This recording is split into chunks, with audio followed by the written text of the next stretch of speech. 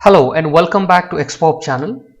Today I have a very specific topic where we are going to learn process and store multiple document types. I mean, if I have to give you multiple different document types, for example, there are multiple documents that is given to you. So I have taken very specific documents to save time. So process and store multiple document types using Uipath document understanding.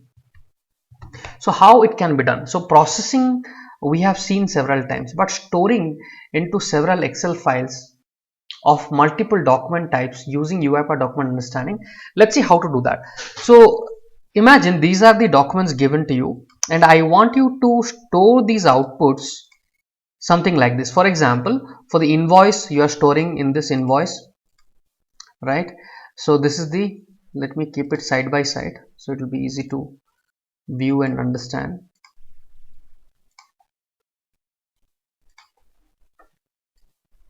Okay, so you can see for each of this document, for 10K electronics as the input document, it has extracted the form type 10K or 10Q. Okay, similar way for certificate of filing, it has to find the filing number and all of that. So it has stored in two different files as per the file name. Okay, and for invoice it has stored. So you can see whatever the documents given to you, 10, 20, 100, 200 documents, doesn't matter.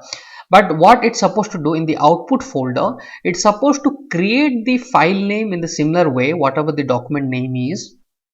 Okay, that is the first criteria. And the second criteria, it should extract the required fields. For example, for the invoice, if you see, let me first open one document and show it to you, and we will go through the entire practical of creating it. Okay, now if you see, there are two different fields. One is simple fields. All this I have taught you: simple fields formatted, and if you have created a table, okay, there is a specific video around that, okay, about dataset tables. Okay, now you can see all the required data has been pulled, and whichever there is a table, is also pulled. All the required data from the invoice has been pulled. So similar way, we can extract various document, right? We can extract various document and keep it. So how it can be done, how it is possible through Uipath document understanding, we are going to see that. Okay, so this is understood. Let me maximize both of it and start working on the Uipath Studio. Alright guys, so the requirement should be pretty clear. For each document there should be a specific output file. Okay, this should be pretty clear.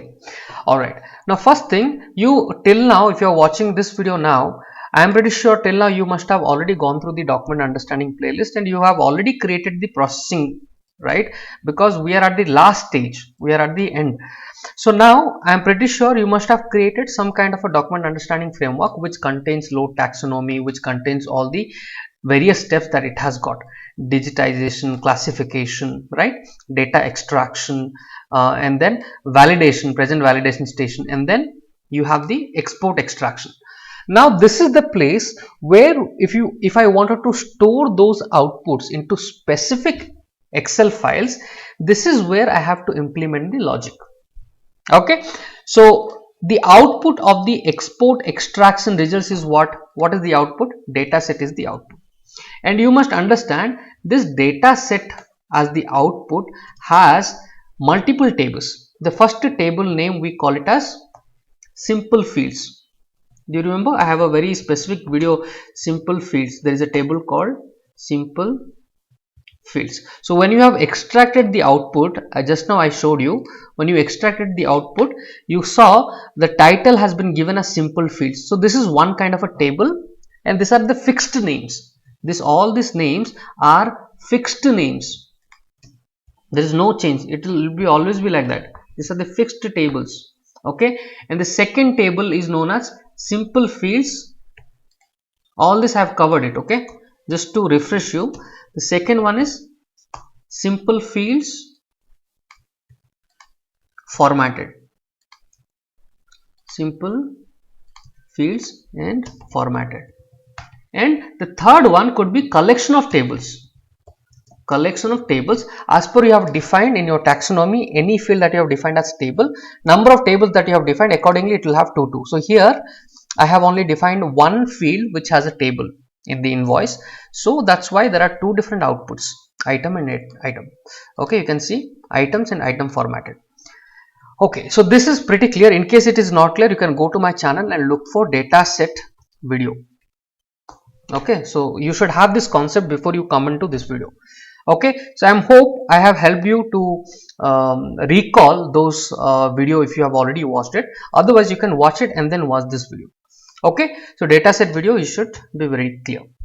Now, what we should do here, in the export extraction result, I have to implement a logic. So what logic I should implement? Tell me.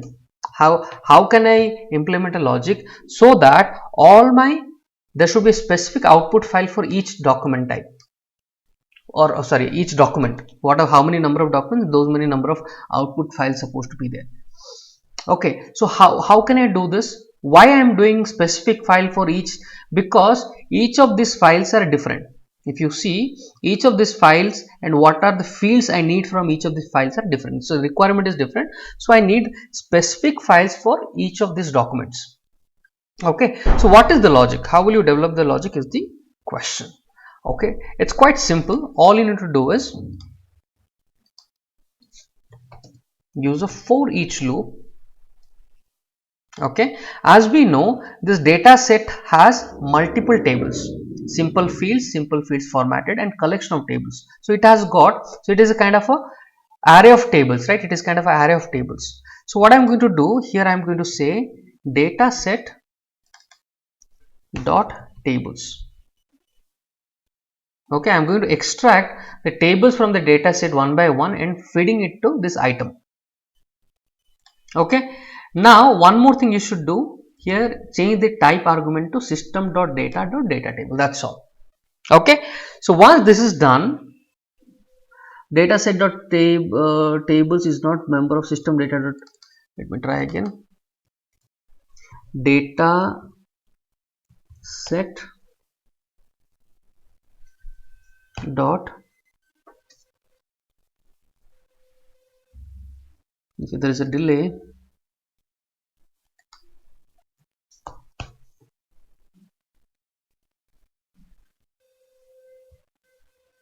Okay, data set dot tables. Fine, sometimes there is a delay.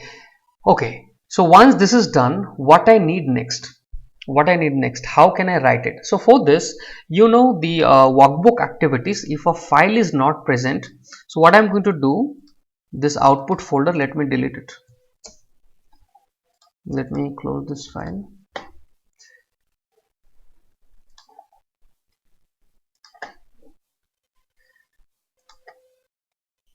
Okay, so the output file is deleted, and in your project, go to the projects, and here you create a right click inside the document processing and add folder, and I have created a folder called output.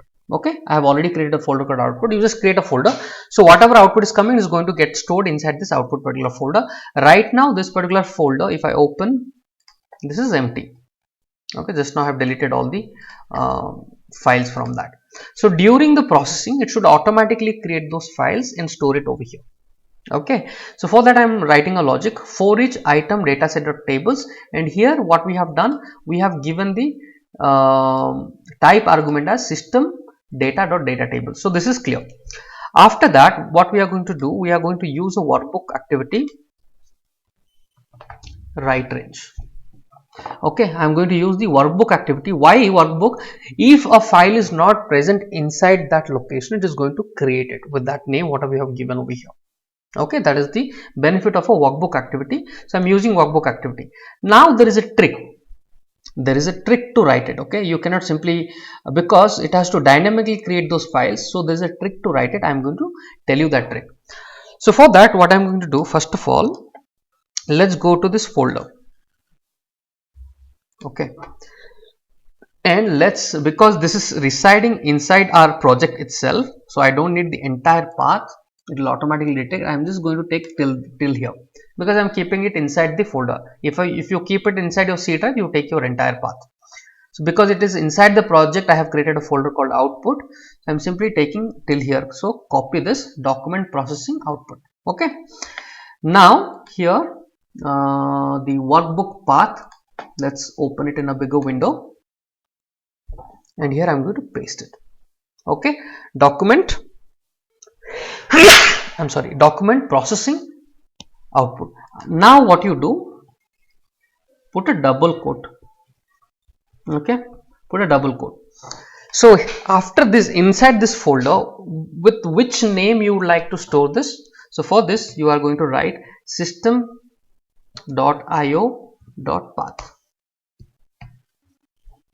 Okay, system.io.path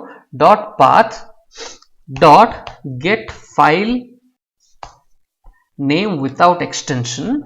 From where it should get, we have provided the initial doc path. You remember? I'm going to show you that. So we have provided this initial doc path. Let me show you first.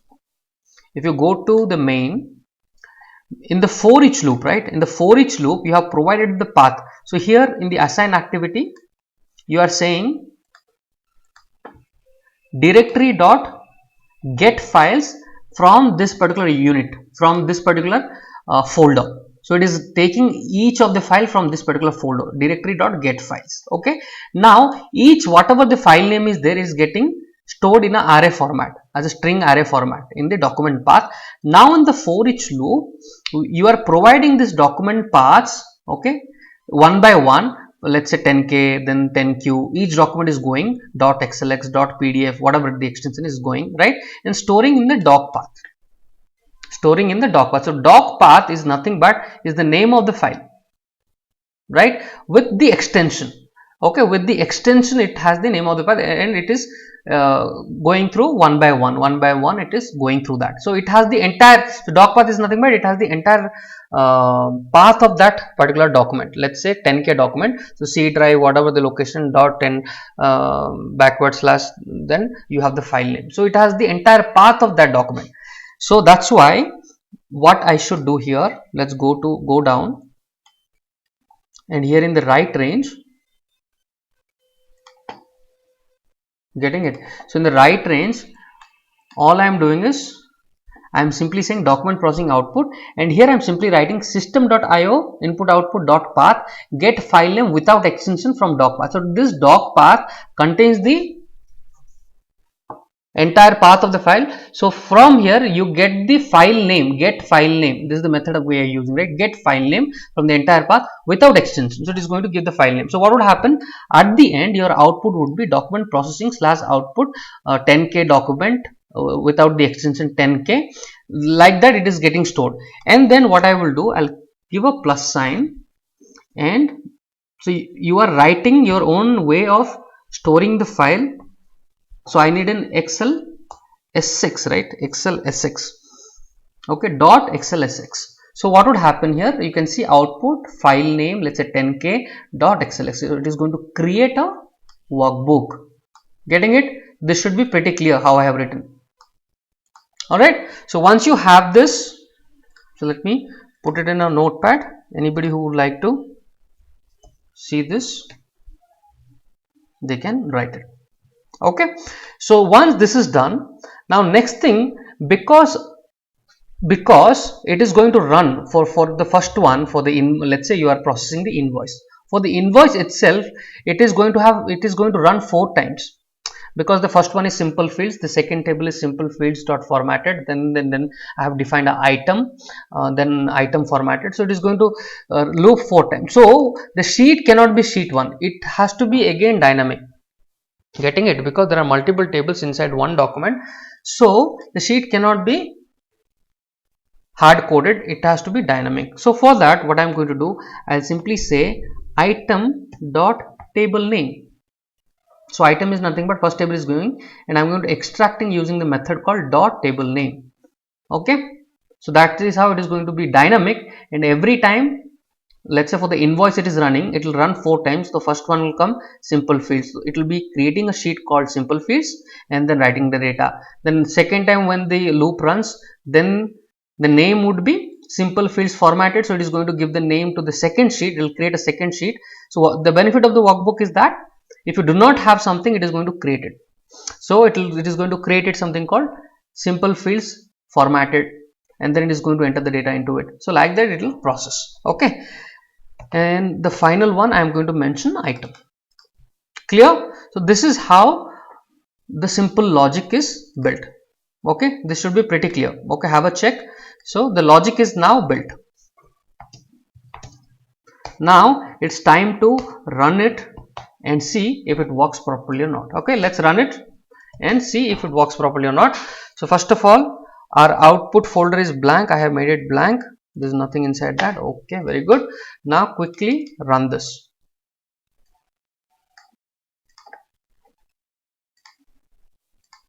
So I'm going to run it to save little time. Now let's watch the output.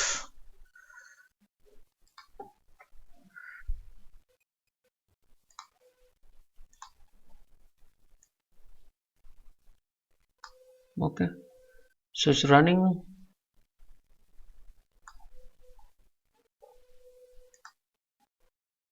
Okay, all right, so the first one was 10K document. Okay, 10K is pulled properly.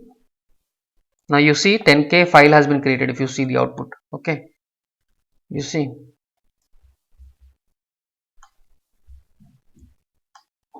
Now comes the 10Q. I want the form type from 10Q.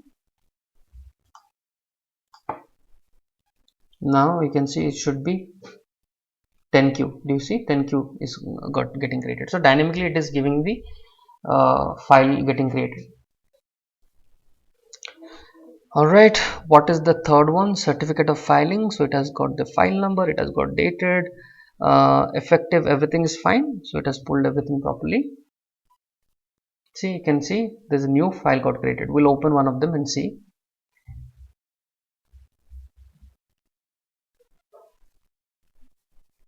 Okay, what is the next one? Okay, there were 2 files of certificate of filing. Okay, there were 2, right? Yeah, there were 2 files. So all this 4 is done. Now the last one is invoice. Okay,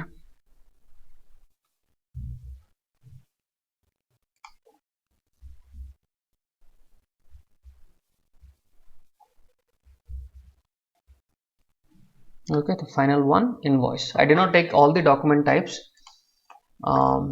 few I have taken just to save time. Okay, you can see item itself is a table. If I click on this, you can see it has pulled this table. You can see the output over here. So I am fine with this data.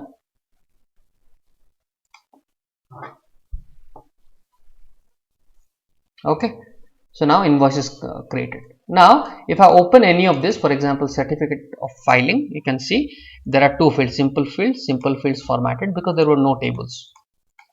Okay, all the required data has been pulled.